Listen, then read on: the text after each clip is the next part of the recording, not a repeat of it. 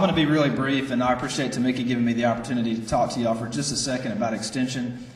Some of y'all have probably seen parts of this before. If not, then maybe we'll educate you just a little bit as to what we do and kind of how it might relate back to your areas. Something I always like to start with when I'm talking to non-extension groups is just that question: do you know what extension is? So just by a show of hands, if you know what extension is, raise your hand. Awesome.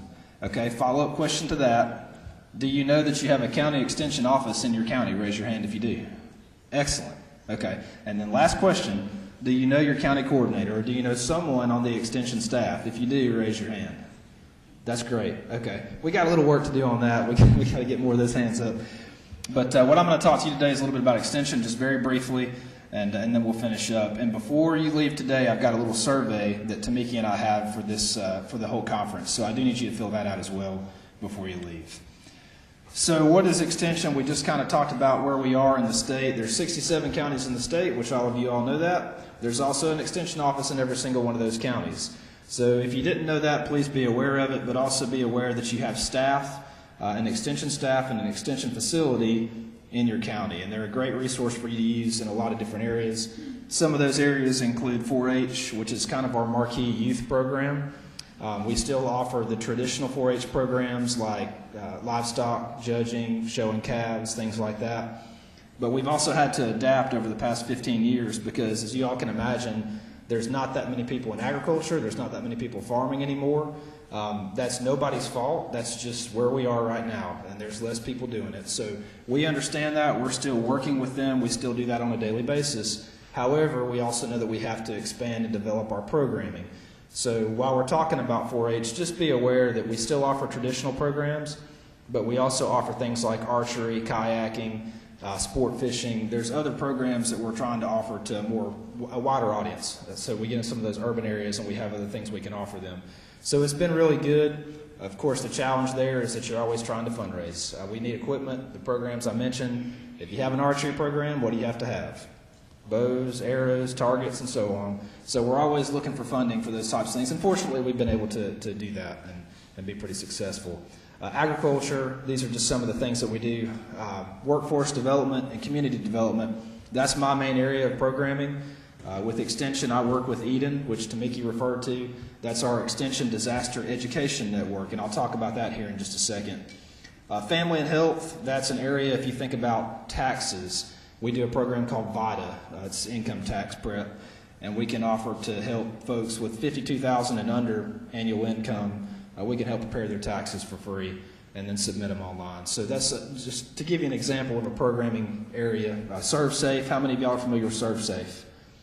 Yeah, a lot of people in here probably are. That's handling the food. So we do those programs as well. They're all very successful, and that's something that we don't intend on getting rid of anytime soon. We have agents that are trained to administer those programs. Home and garden, how many of y'all have a garden at your home? Awesome, that's great. So planting, you probably just planted your garden in the spring.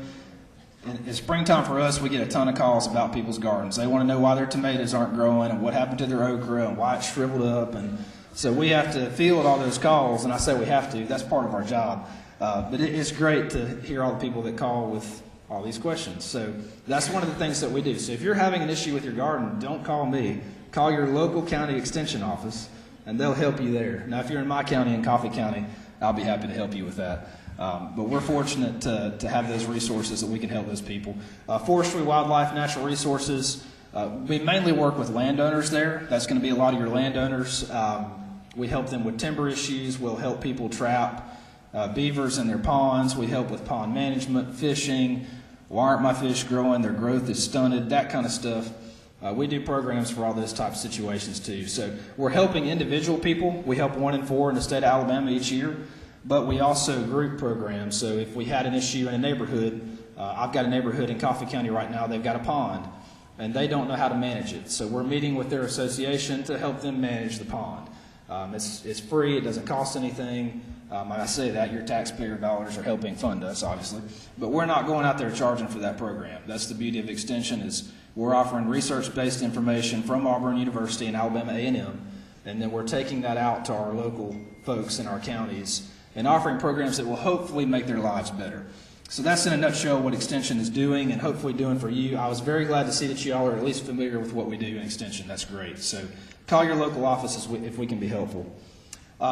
Eden, we have acronyms like y'all do. I found that the only people that have more acronyms is EMA. They have a ton of acronyms. I thought we had a lot in Extension. But we work hand in hand with EMA, with Eden, and my responsibility with Eden in the state of Alabama is the state coordinator, so I am representing Alabama for Eden. Eden's a national network. But our main goal, as you can see on the slide, is to reduce the impact of disasters through education. So much of what I'm doing is going to be on the pre-disaster side. I'm going out and teaching people how to stay safe, how to be prepared. It's a lot of fun. I enjoy it. I'm also a firefighter on the side. I'm one of those that I love to go in when everybody's going out. That's just my thing. It's not a lot of people's thing, but it's a lot of fun. So we try to help people plan and prepare, so hopefully when things like this happen, they're a little bit more able to kind of get through it. This is just a slide, let's see, it's a quick screenshot of our Eden website. And I just put that up there so y'all can kind of see. Not only do we have resources for everything you can imagine, from flooding to tornadoes, earthquakes, hurricanes, but we also have courses. So some people can get certifications depending on what their field is. You can come to Eden and you can take a course online or at our office. If you need flood management certification or something like that, we can do that through Extension. So we're helping in that area as well. This is another program. Again, I understand this isn't going to relate as much to the pods, but I want you to be aware of what we're doing on the disaster side. We have to do a lot of education with farmers and agriculture as to how they properly dispose of waste, for lack of a better term. If there was a disaster, you have to think about carcass management. If you're a person in farming, if you've got cattle, if you've got chickens, what are you going to do and how are you going to do it properly? So there's a lot of other people that don't come down hunting for you because the government and some of the regulatory folks that are involved with this, if you do it wrong, you can get in trouble real fast. So we go out and teach. In this particular case, it's talking about poultry and livestock, and we talk to farmers about how to properly dispose of them during a mass casualty for those animals. So it's a great program. Again, for you all, just be aware that we offer that. We're trying to help the farmers just like you all are trying to help the people. We want to help the farmers that are dealing with the livestock in an emergency. Great resource that we have that you may or may not have heard of. I think some of the folders have a card in there that you all have. The Emergency Handbook, it's an iBook. How many of y'all know what an iBook is? Awesome. If you have an iPhone, it's great. If you have an iPad. The thing that we really use this for is public education.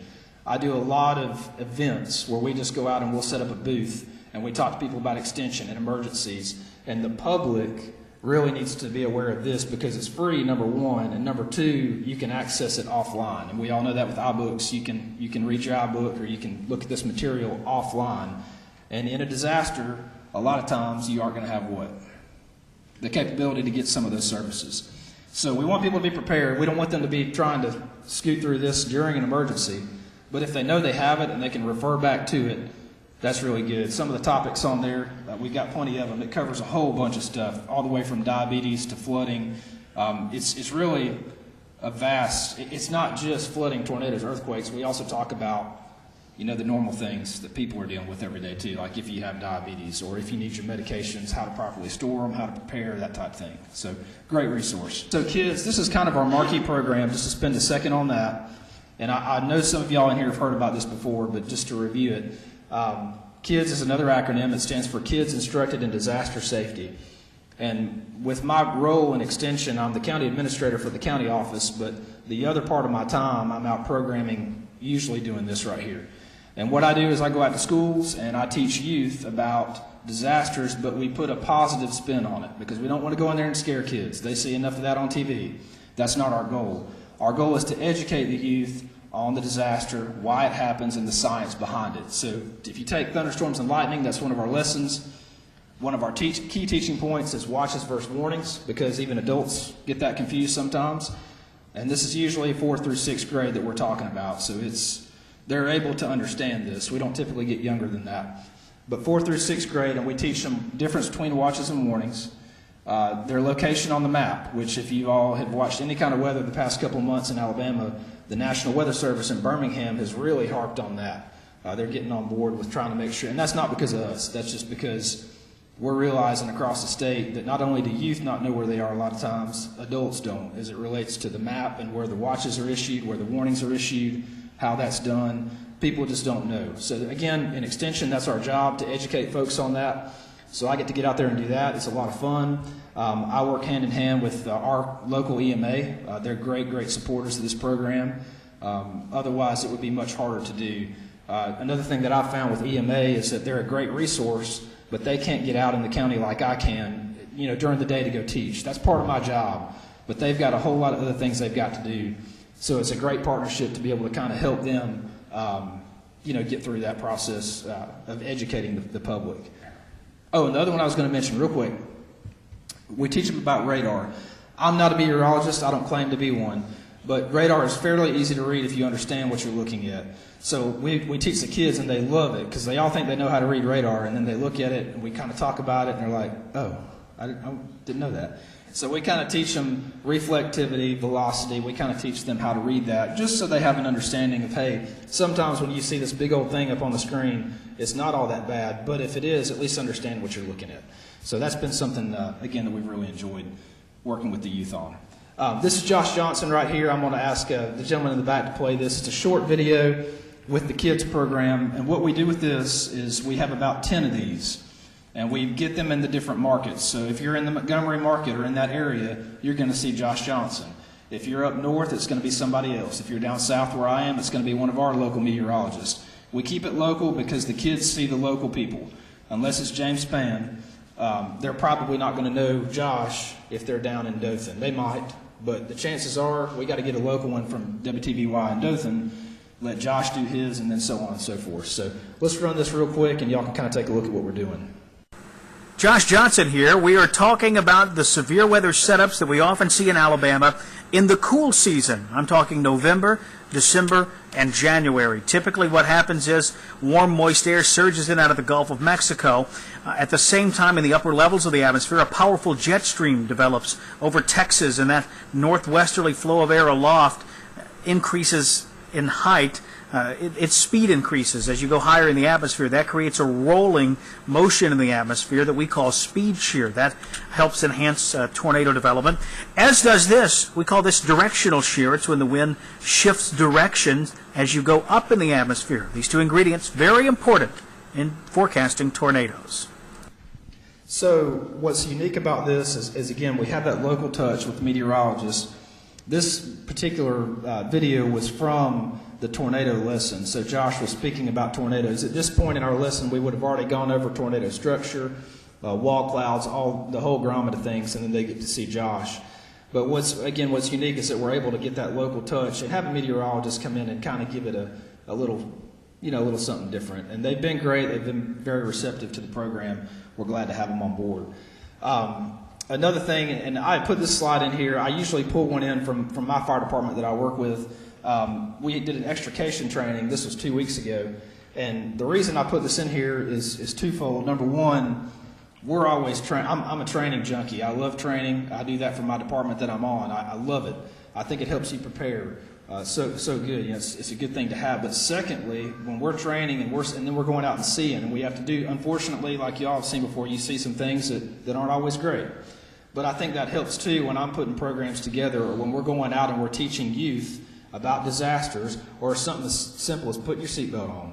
Little things like that, we can really reinforce that by saying, hey, not only do we have the training to do this, we've also seen it in action. So we try to put those kind of real life scenarios into our training, into our extension programs in a positive way to help reinforce that, hey, we want you, the youth especially, we want you to understand that you need to be ready. There's things that you can do to help, keep yourself safe. So that's just something kind of fun. That, we actually had 2 cars, and this one we got to tear up 2 cars. I mean, for a guy, that's awesome. You get to go in and just tear them all up. So we had a lot of fun with that. Something else that I do with Extension, I often do publications. We have a publication store on our website. So a lot of our information is available online. It's free. It doesn't cost anything. This is one of our publications right here that we recently did this spring. It's on structure fires. So we take this out not only to youth, but we also go, I get calls in my office that say, hey, I don't know where to put my smoke detector. That's a call that we get in our office, believe it or not. And I'm more than happy to go out and we'll help them, but we also take material like this, because it's all good and well to have a smoke detector, but when the alarm actually goes off and you're in that situation, what do? Do you know where you're going to go? Are you prepared? So we want to make sure we're educating at the same time. So this is just you can't really see it up there, but it talks about the common causes of structure fires. And then we're also pulling in an escape plan. We supplement all our material from FEMA and the National Fire Association. So we're not, this isn't coming from just Extension. We have partners, and we're all pulling that information together to help with this educational information. So it works out great. We talked about emergency disposal of livestock and poultry. We also have things like the West Nile virus, avian influenza. How many heard of that this spring? Okay. And I was fortunate to talk at the EMA Association's annual meeting, I guess it was last month. And at the time, that was a huge topic. So that was something neat that we got to kind of hit on. We'll talk about that again in just a second. Drought and drought management. What drought category are we in right now? Depends on where you're at. That's exactly right. So obviously the entire state's been impacted by that this past year. And this summer doesn't look like it's going to be a whole lot better. So in my world, I have to be conscious of that, because that affects in my world, a lot of agriculture and a lot of our farmers that have crops. So that can be devastating in so many ways. This is a short video. I'm not going to show you the video today, but when we had the avian influenza issue, one of the things that we immediately got on an Extension was ramping down all the fuss and the panic that was going on. So we were trying to put out some research-based information quickly to kind of let people know what was really going on. This was the headline the day I was speaking to the emergency managers. This was the headline. So I went ahead and pulled it in my presentation, and I pulled it in there because what do you read right there? And if you're the general public and you're looking at that, how does that read? And we're not going to try to change the headlines, but what we want to be able to do is put out some factual information about what's really going on. The best part they did in this right here is the word suspected, because that really would have caused a panic if they hadn't put that in there. With avian influenza, you do the testing, but most of the time it takes time, because you have to send it off to Iowa to have it officially, to get that testing done to know if it's avian influenza or not. But all the while, you've got somebody that's just lost however many chicken houses and all those birds, and that's their livelihood. That's impactful. So we want to make sure we're putting factual information out there, but also helping the person that's being affected by the avian influenza. On that note, quick facts on that. You can see just by looking at the slide up here that that's a big deal in the state, period. Is anybody from Coleman County in here? Coleman? Okay. So if you're aware of Coleman's, you probably already know this. They're #1 in the state. If you got a poultry issue, Coleman's one you want to watch out for. And most of this was happening up north. DeKalb County, some of those areas up there, it was happening in the north part of the state. But 85,000 jobs. Again, those are things that you have to look at and understand that something like this affects the entire state, and it's not just the people that have the birds. So we try to educate folks on this type of thing as well.